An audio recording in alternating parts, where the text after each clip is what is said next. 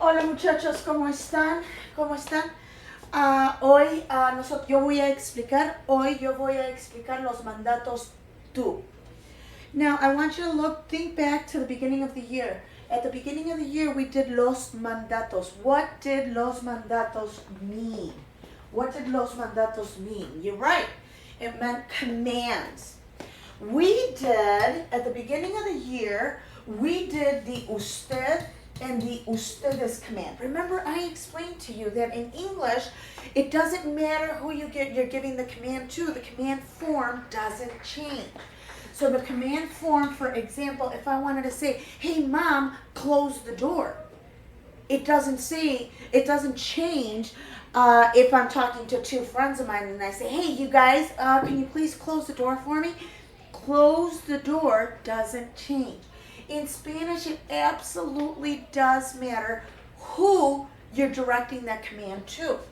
Remember, we talked about that you can give the command to your buddy, your pal, your chum.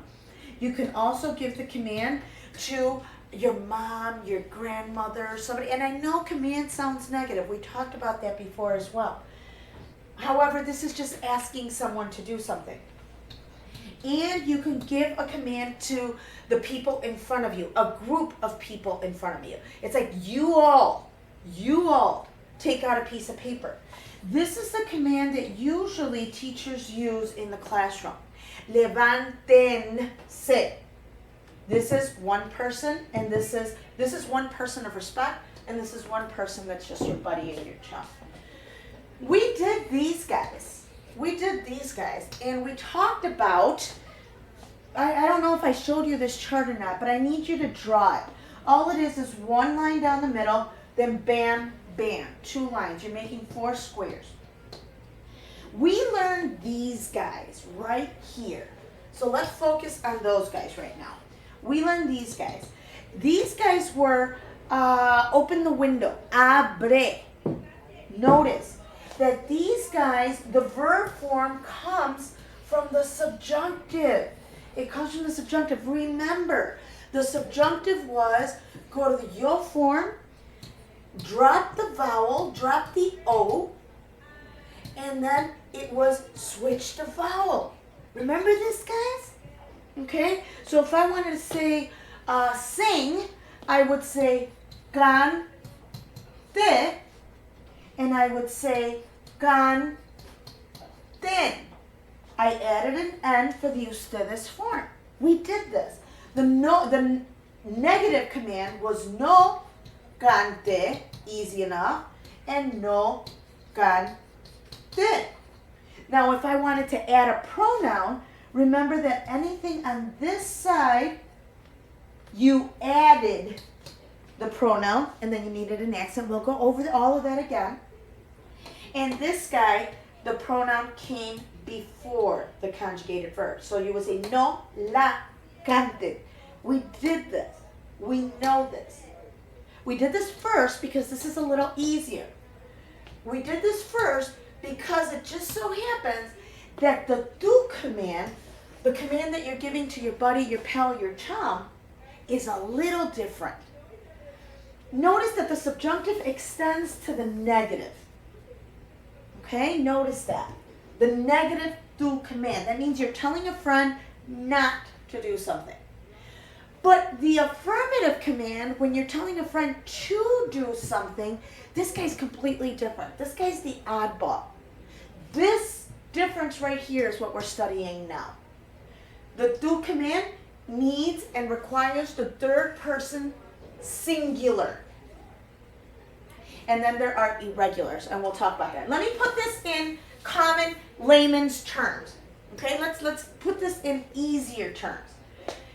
The tú command takes the verb in the original vowel. So for example, if the verb is cantar, the original vowel is an A.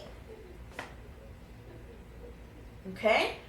And then it takes off the S. There's no S. Okay? So if I wanted to tell a friend, write, I would say escribe. The verb is escribir. I keep the original vowel. If I wanted to tell a friend to dance, I would say baila. I keep the original vowel. However, here, in the subjunctive, in all of the subjunctive, we switch. You add the no, you switch, plus the S. So if I wanted to say don't sing, I would say no cantes. Switch, switch, all of these guys switch. That's what subjunctive means.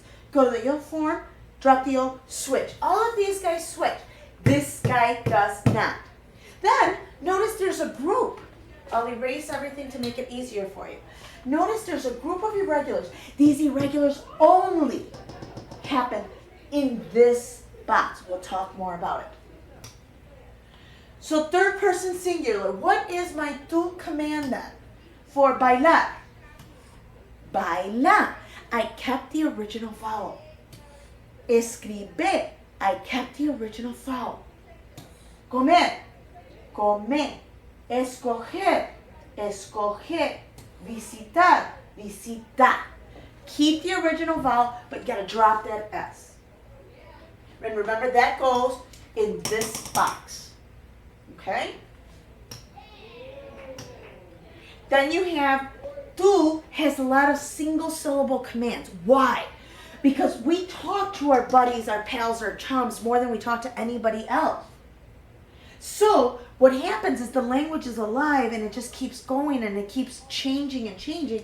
So of course, when we talk to our friends, we're going to end up chopping things. Okay? So in order to say something, di.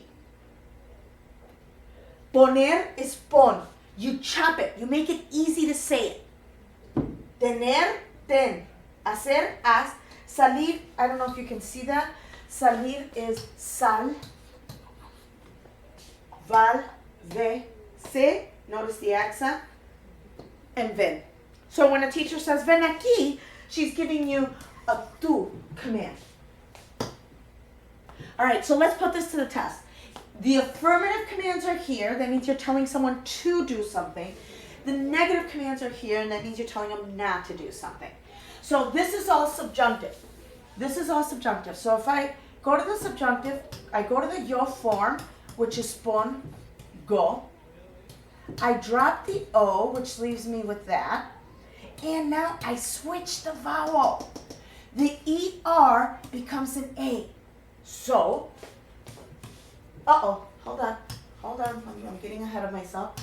You want to say no, pon, gas. Notice I added an S here.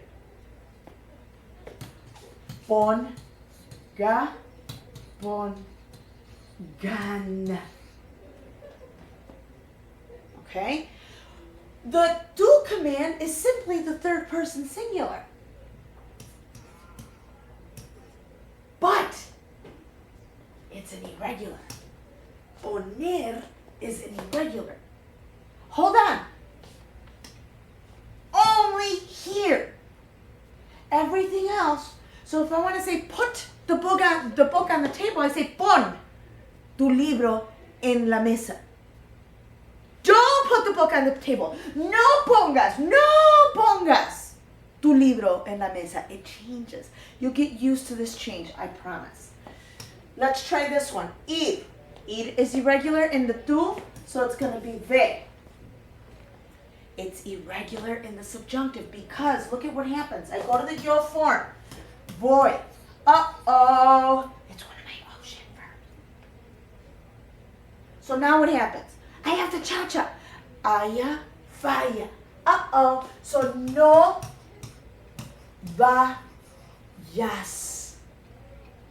Don't go to the movies. No vayas al cine.